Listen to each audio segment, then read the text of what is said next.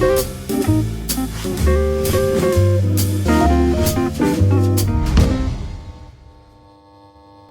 Sobat KBRI Den Haag. Selamat pagi, selamat siang, selamat sore, selamat malam.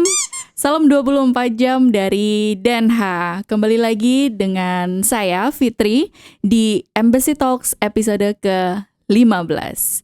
Yeay, kali ini kita kedatangan tamu diaspora Indonesia. Salah satu diaspora Indonesia yang berprestasi dan aktif sekali untuk mempromosikan Indonesia di manapun dan utamanya di Belanda. Nah, kita sambut, inilah dia diaspora kita, Mbak Berta Tanaem. Halo Mbak. Halo Mbak Fitri. Halo, apa semuanya. kabar? Ya, apa kabar Mbak Berta? Baik, puji Tuhan baik. Alhamdulillah. Lagi cuaca di luar lagi dingin-dinginnya dan angin, tapi tetap semangat ya.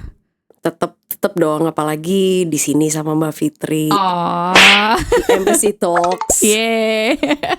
Selamat datang Mbak Berta di Embassy Talks. Di sini kita tempatnya ngobrol-ngobrol dan berbagi untuk diaspora Indonesia, masyarakat Indonesia yang ada di luar negeri dan ada di Indonesia. Pokoknya kita ingin informasikan tentang diaspora Indonesia yang ada di Belanda tuh ngapain sih gitu. Apa sih karya-karyanya? Ternyata banyak loh gitu.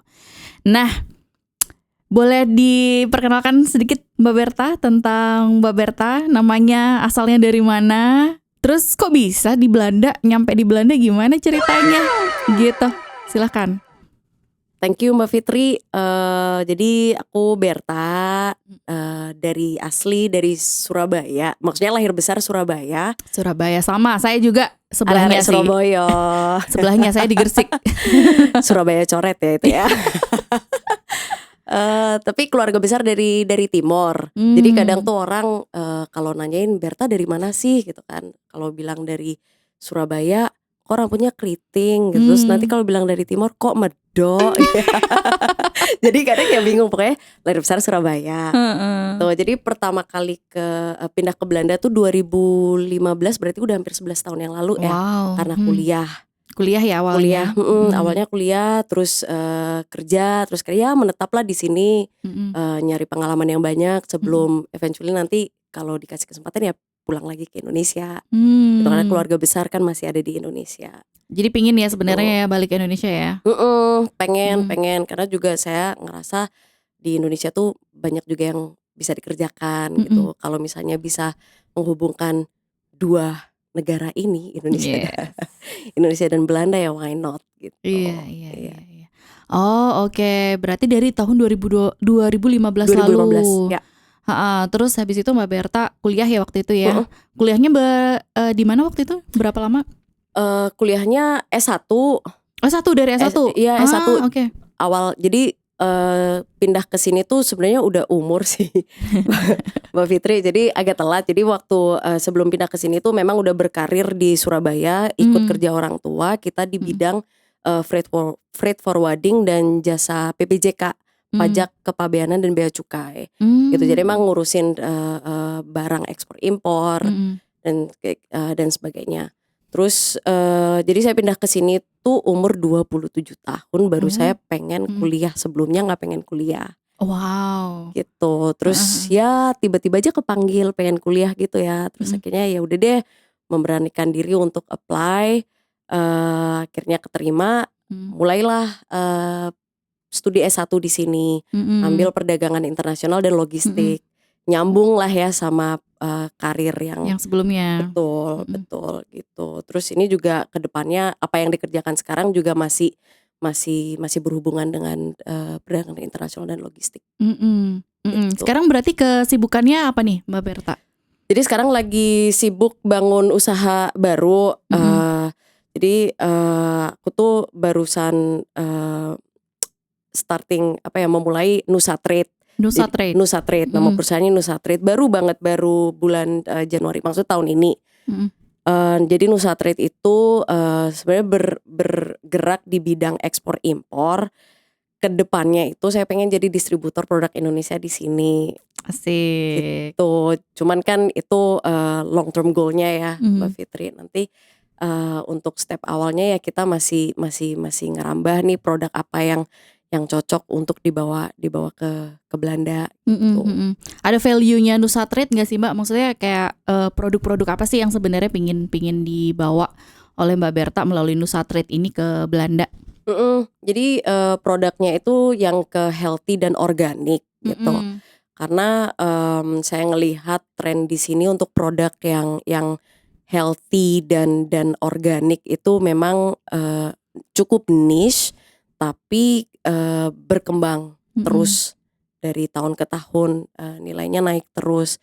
Nah, kalau value-nya sendiri dari Nusatrade itu kita pengen advocate untuk sustainable trade sih, Mmm. Mbak Fitri. Jadi kayak ethical sourcing gitu, karena kan kalau kita ngelihat sourcing in general itu lebih kadang tuh cuman orang beli dan jual gitu kan. Nah, kita tuh nggak pengen hanya jadi kita beli barang terus dijual di sini, tapi kita juga pengen kayak ethical sourcing, community empowerment gitu. Jadi Mhm. salah satu contohnya kita kerjasama dengan produsen di Indonesia yang Mhm. punya value yang sama, nilai-nilai yang sama. Jadi mereka juga mempekerjakan let's say perempuan. Jadi kan Ya. aku nih pengen Mhm. perempuan di Indonesia juga juga punya kesempatan untuk economically independent gitu, dan Mhm. ada pemasukan. Bener gak sih? Pokoknya Bener sama-sama bener bener. iya gitu, community empowerment, women empowerment, Mhm. seperti itu. Oke. Nah, sebelum masuk ke Lebih detail lagi ya, iya, terlalu excited nih ya. sebelum ke situ, Mbak Berta kan berarti udah 11 tahun ya, 11 tahun di Belanda. Mmm, ada nggak sih hal-hal di Belanda yang paling, membentuk atau sedikit mengubah kepribadian Mbak Berta selama tinggal di Belanda? Kayak mungkin environment-nya atau, orang-orangnya atau Pasti keluarga ada gitu? pasti ada. Mungkin Mbak Fitri juga mengalami sendiri nih, Mhm. kan tinggal di Belanda juga cukup lama. Perbedaan Sedikit kultur sekali. perbedaan kultur tuh pasti ya, kalau di sini kan cukup individualisme ya, kalau saya Mhm. ngelihat gitu. Mhm. Sedangkan kalau kita di Indonesia itu kan ada istilah yang makan nggak makan, yang penting kumpul gitu Iya. kan. Jadi kayak kita tuh kolektif banget gitu. Mhm. Kita harus Mhm. harus bareng, kita ya collective society gitu. Mhm. Mmm, itu sih yang membedakan banget satu. Terus eee, karena lingkungannya di sini cukup individualisme itu, akhirnya kebawa juga. Mhm. Jadi kadang ada sedikit kadang ngerasa, kok selfish banget ya aku ya gitu. Sebenarnya enggak Mmm. juga, cuman karena kan kita harus beradaptasi ya kalau misalnya semua orang kayak contoh kecil, kita mau janjian ngopi gitu, Iya. biasanya kan 3 minggu sebelumnya atau sebulan. Harus udah dijadwal ya. Iya. Mhm. Nah, kalau kayak gitu kan kadang kita lupa ya. Terus Iya tiba-tiba bener. gitu dapat kayak WhatsApp gini, besok Iya. kita ketemu ya jam 1 ya. Hah, iya ya? Jangan-jangan tadi kesini juga lupa? Iya kan? Gitu. Jadi hal-hal kayak gitu sih Mhm. yang agak bikin apa ya, challenging lah gitu, tantangannya di Mhm. situ. Kayak kita harus beradaptasi, terus kalau mungkin di kultur kita tuh kan kita bisa, mmm, ya deh nanti-nanti aja deh gitu, atau enggak Mhm. bilang iya sekarang tapi Ternyata sebenarnya nggak enggak jadi, juga, gitu. Terus on time. on time banget ya di sini ya. Ngikutin apalagi kalau pakai public transport ya, kalau rely Ah. heavily dengan Mhm. public transport di sini.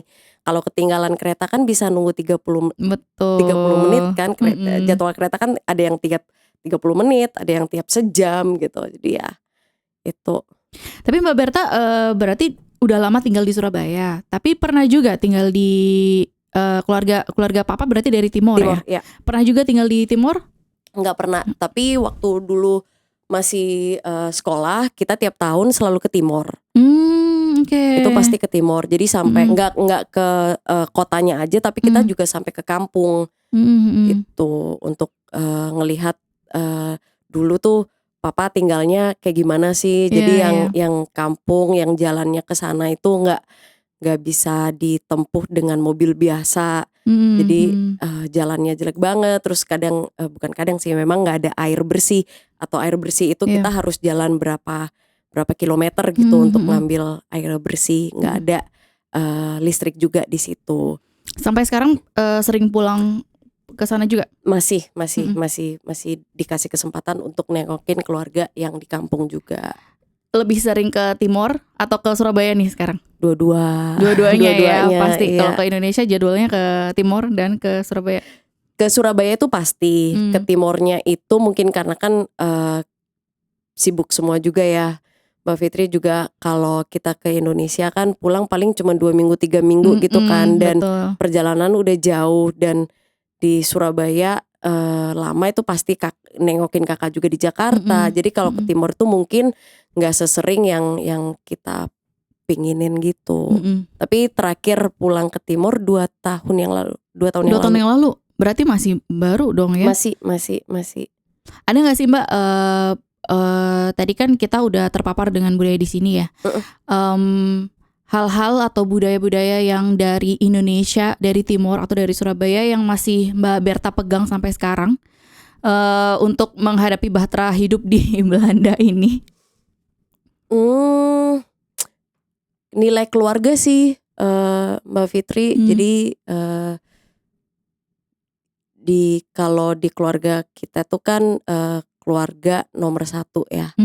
Jadi nilai-nilai yang diajarkan oleh orang tua gitu, kayak sering telepon keluarga gitu, walaupun hanya 5 menit kayak apa kabar, udah makan atau belum gitu. Karena kan nggak tahu ya mau ngomong apa ya. Ya yang penting telepon terus denger suara orang tua gitu tuh yang bikin di sini itu lebih nyaman sih. Karena masih ada jalinan apa ya itu ke keluarga, dengan koneksi dengan keluarga meskipun jauh gitu, telepon. Terus di sini itu kan ada komunitas Indonesia, orang Indonesia banyak gitu. Dan itu juga sangat membantu sekali gitu. Paling enggak ya kayak sekarang kita ngomong bahasa Indonesia ya. Gitu. Karena kalau di kantor dulu itu atau pas kuliah kan pakai bahasa Inggris. Rasanya tuh masih capek mikir, ya? iya, Drain. sampai kayak kaku-kaku gitu. Nyampe rumah Bener gitu. Jadi kalau hal yang sesimpel sih karena diaspora Indonesia di sini banyak, jadi itu juga ngebantu banget untuk stay connected dengan Indonesia gitu. Terus gereja Indonesia di sini juga, saya Kristiani, jadi saya ke gereja Indonesia di sini. Dan dari liturginya juga liturgi pakai bahasa Indonesia, lagu puji-pujiannya juga lagu bahasa Indonesia gitu. Jadi ngerasa deket dengan budaya Indonesia. Dan mungkin empati juga kali ya Mbak ya, yang yang terbentuk dari Mbak Berta tinggal di Surabaya dulu, terus sering mengunjungi keluarga yang di timur gitu, sampai akhirnya Mbak Berta ini nih join di Indonesia Netherlands Society, dulunya Indonesia Netherlands Youth Society. Yes, ya. Apa sih Mbak Indonesia Netherlands Youth Society itu, terus kenapa Mbak Berta tergerak gitu hatinya untuk tergabung di INS atau di INIS dulu ya? Sebelumnya tuh juga di PPI Belanda kan. Itu kayaknya orang balik lagi ke kultur kita yang collective society itu ya, Mbak Fitri. Kayaknya kita tuh emang orang Indonesia suka kumpul-kumpul. Ya. Jadi waktu ya kebersamaan kan, jadi suka kebersamaannya itu lekat banget dengan kita gitu as an individual.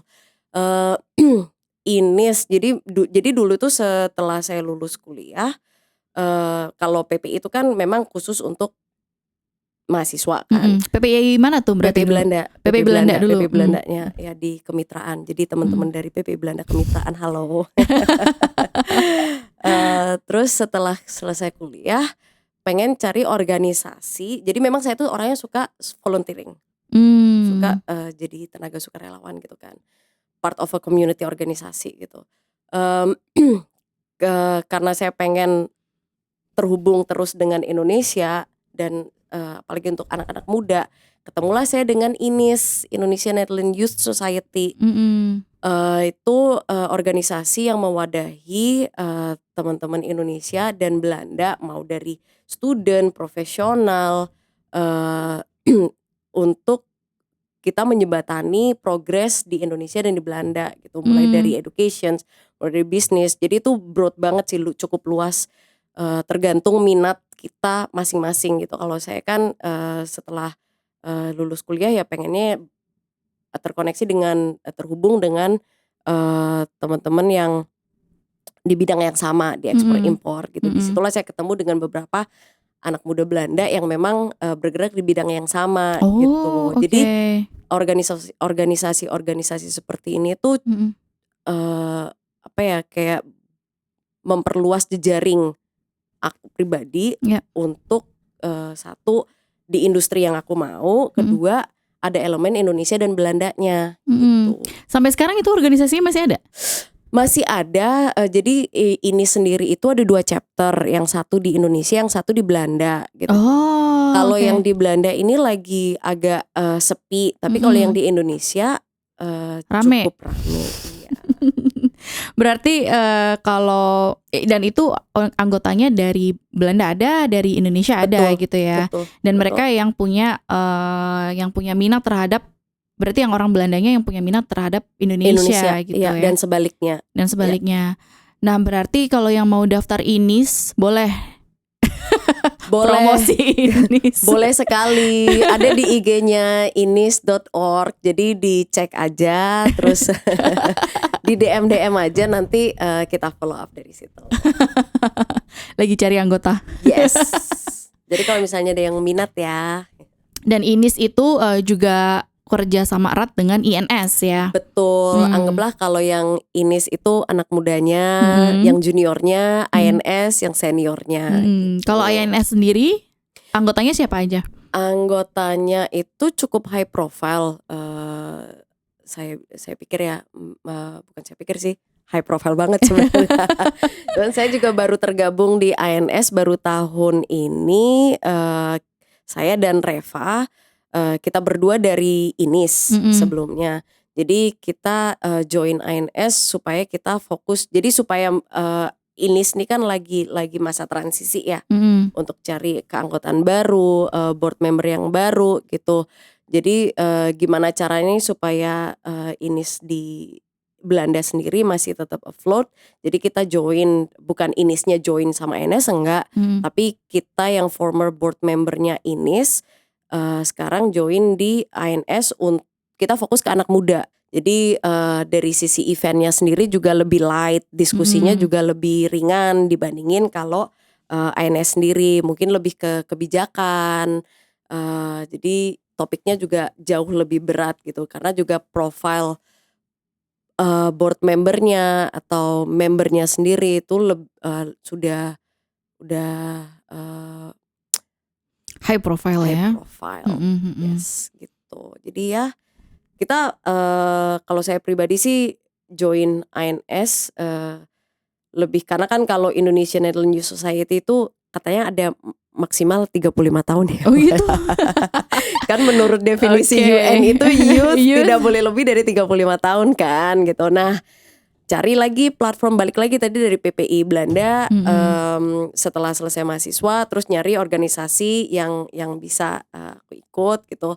Terus INIS. Nah, setelah lebih dari 35 tahun, umur udah lewat 35, kan harus cari organisasi yang baru, yang masih nyambung Indonesia dan Belanda.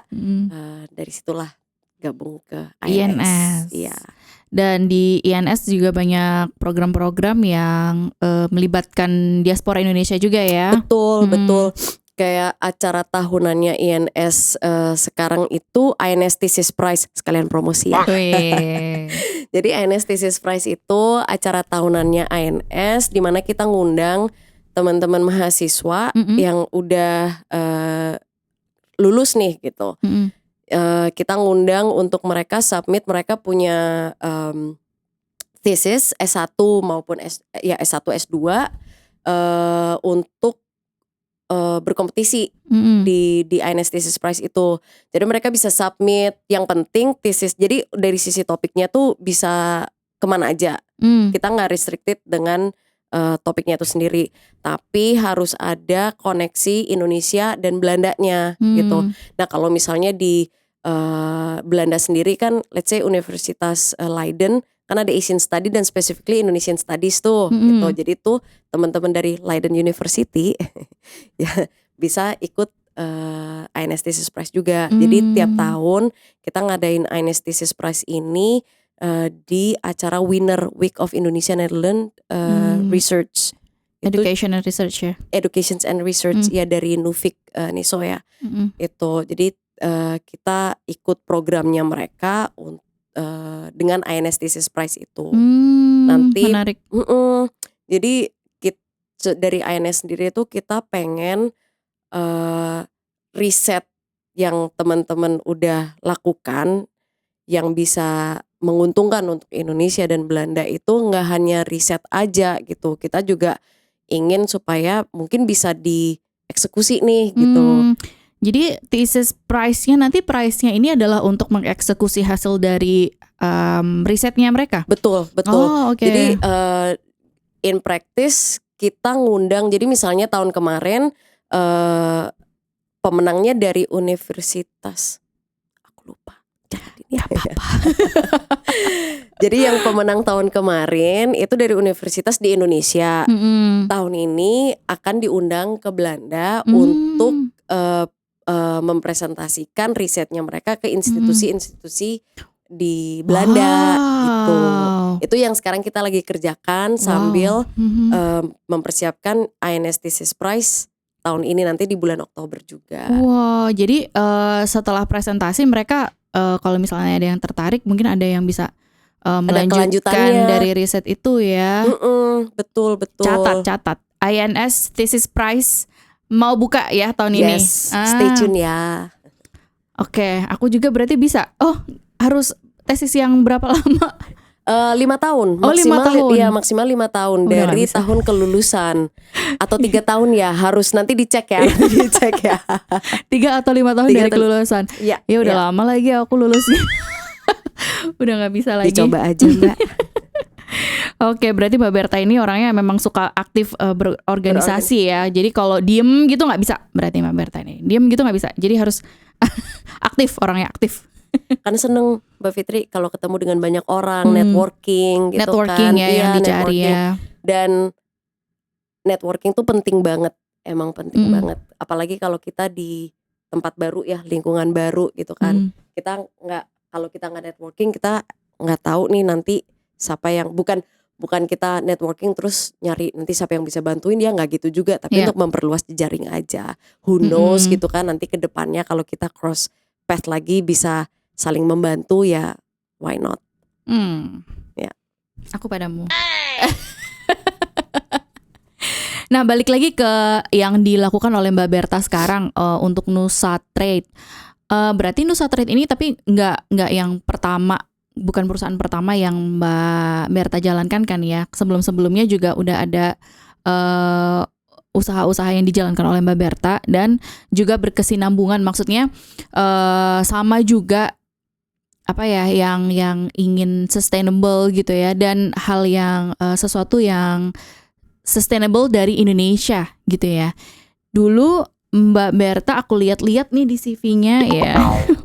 Itu pernah mendirikan brand Ayo Tupas Handmade. Bisa diceritakan nggak Mbak Berta mengenai Ayo Tupas Handmade ini? Boleh banget, itu salah satu project yang masih tetap melekat di hati saya sebenarnya. Sayang banget nggak bisa dilanjutin karena kena COVID kemarin. Pengrajin saya nggak ada. Makanya berhentinya karena itu.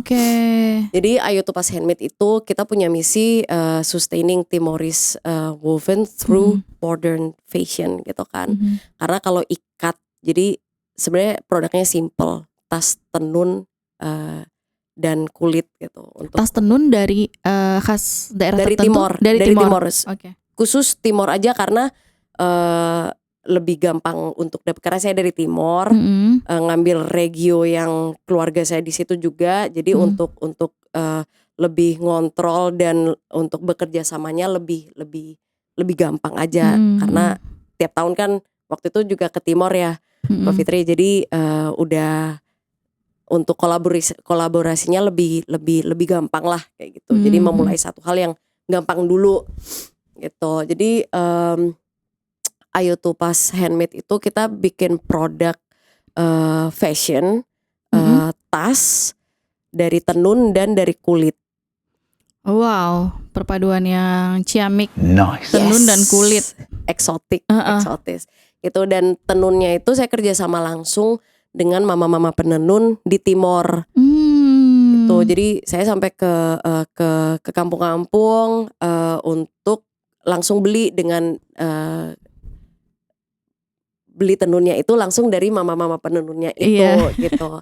Dan tiap produk yang terjual di Belanda, kita selalu sisihkan berapa persen untuk belikan benang lagi yang nanti dikasih ke mama-mama penenun. Jadi buat modal mereka juga ya. Jadi mereka akhirnya udah nggak keluar modal lagi tuh Mbak buat nenun. Iya. Jadi kita kasih benangnya, yang pewarnaannya juga dari. Jadi ada yang memang pewarna alami, ada yang pewarna sintetik. Tapi kalau pewarna yang sintetik itu kita usahakan juga yang diproses paling enggak chemicalnya nggak terlalu banyak, atau dari pabrik yang memang sustainable, dalam artian mereka meskipun pakai pewarna sintetik tapi limbahnya itu diatur dengan baik gitu Mbak Fitri. Gitu. Jadi benangnya, bahkan dari benangnya pun Mbak Berta udah riset dulu ya. Ya benangnya ini pokoknya pilihan lah ya yang dipakai ini gitu. Betul. Jadi kita juga pengen menyediakan produk yang berkualitas. Jadi nggak asal cuman tas aja gitu, tapi ada ceritanya juga. Betul. Dan dari sisi ceritanya itu juga produknya harus berkualitas sih. Mbak Fitri. Dan itu memang yang disukain oleh publik Belanda ya. Maksudnya produk yang ada ceritanya gitu di Indonesia. Iya, betul. Karena kan kalau ngelihat di banyak sosial media gitu pasti ada movement who made your clothes gitu kan. Betul. Gitu. Jadi memang ada kesadaran yang cukup tinggi di bukan masyarakat Belanda aja, tapi di Indonesia juga kok. Kayak kita tuh lebih pengen tahu siapa sih yang people behind things that we purchase gitu kan, dari pakaian, dari makanan. Jadi orang tuh pengen tahu nih barang bisa sampai ke sini nih prosesnya seperti apa gitu. Dan itu yang ingin dilanjutkan oleh Mbak Berta di Nusa Trade yang sekarang ini gitu ya. Dan kalau yang di Nusa Trade ini sekarang lebih ke apa, produk makanan yang sekarang ya. Boleh diceritain dikit Mbak yang Nusa Trade?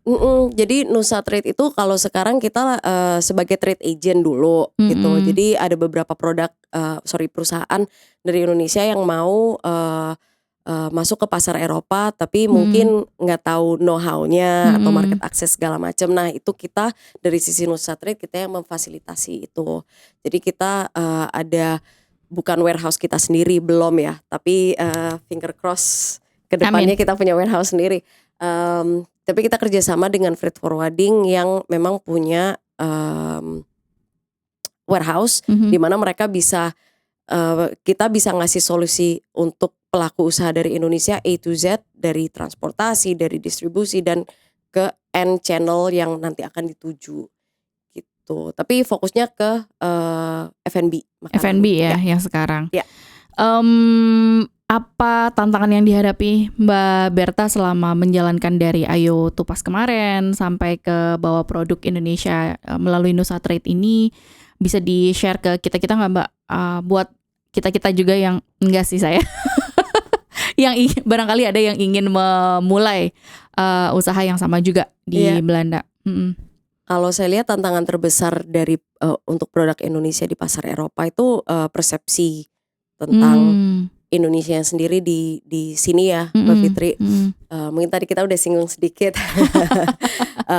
Jadi biasanya tuh nggak semua, tapi kadang ada persepsi di mana produk kalau dari Indonesia itu harus murah gitu. Sedangkan Iya. nggak, ya yang murah-murah juga ada gitu, tapi Iya, yang premium betul. juga ada gitu. Kalau orang Surabaya bilang ono rego ono rupo. Gitu. Ada harga ada barang ya. Ada harga ada barang, betul. Jadi apa tadi Mbak pertanyaannya?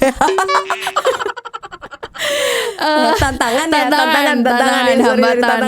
ya, hambatannya itu sih Persepsi jadi persepsi. ya. Jadi dengan kalau produk dari Indonesia itu kan banyak banget ya gitu. Salah satu produk yang mau saya bawa itu kan tempe chips. Tempe chips. Nah kalau tempe itu kan di Belanda orang udah tahu tempe itu apa sih gitu kan.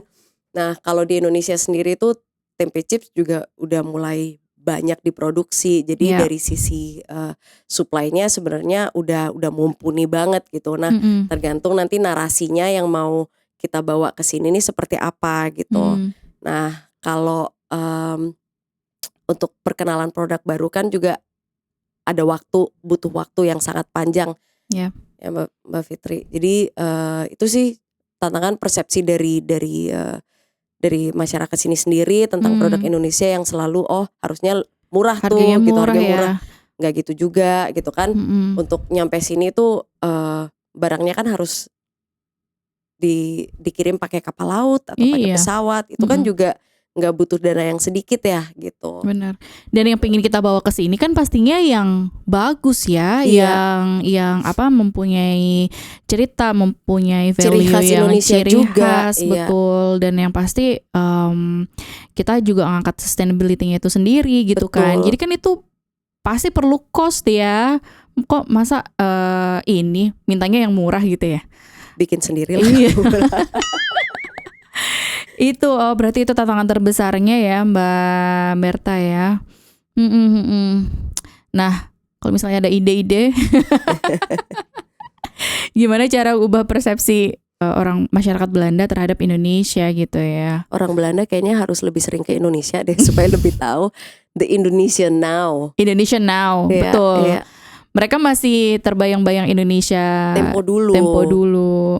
Dan bahkan di sini kan memang orang Belanda itu sangat familiar dengan Indonesia ya.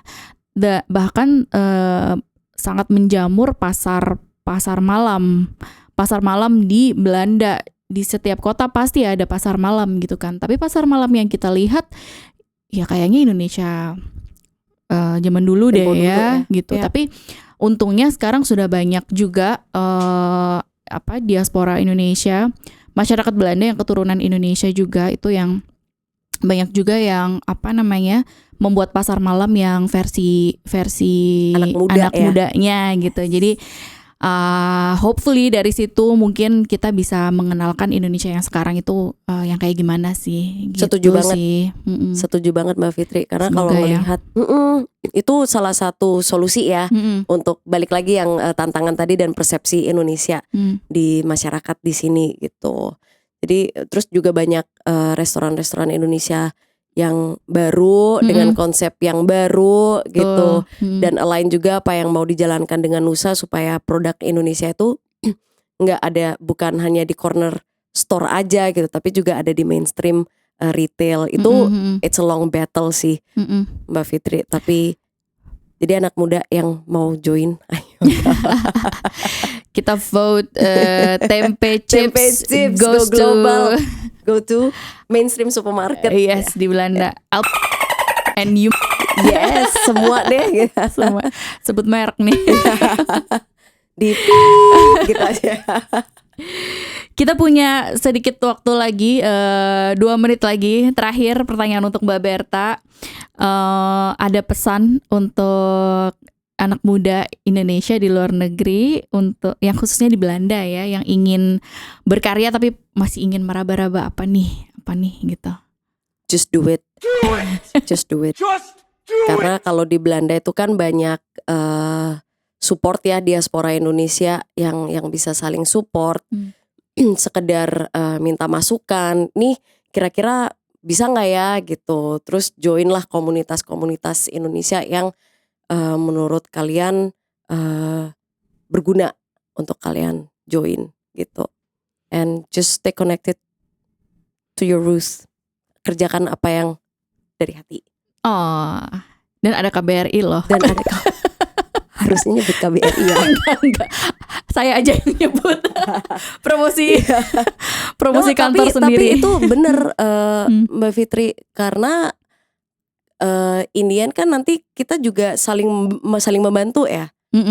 Kita juga ingin support dengan apa yang maksudnya event-event yang sudah dikerjakan dengan KBRI. Buat saya pribadi juga itu menolong banget gitu untuk ya kita punya misi dan visi yang sama kan untuk mengenalkan Indonesia yang sekarang gitu. Jadi kolaborasi antara kita pelaku usaha dan KBRI juga itu satu kolaborasi yang tetap harus dijaga buat saya. Ya. Makasih banyak Mbak Berta. Thank you. Nah itu tadi bincang-bincang singkat kita tapi padat dan banyak makna. Makasih banyak Mbak Berta udah mau meluangkan waktunya untuk hadir di Embassy Talks episode terakhir saya. Kalian pamitan karena harus balik lagi tugas di Jakarta setelah 2 tahun bertugas di Den Haag. Terima kasih banyak Mbak Berta atas waktunya hari ini. Terima kasih Mbak Fitri. Makasih sama-sama. Semoga bermanfaat buat teman-teman sobat KBRI Den Haag yang ingin berkarya di Belanda dan mempromosikan Indonesia tentunya. Terima kasih. Sampai jumpa kembali di episode Embassy Talks selanjutnya bersama host yang lain. Dadah. Thank you.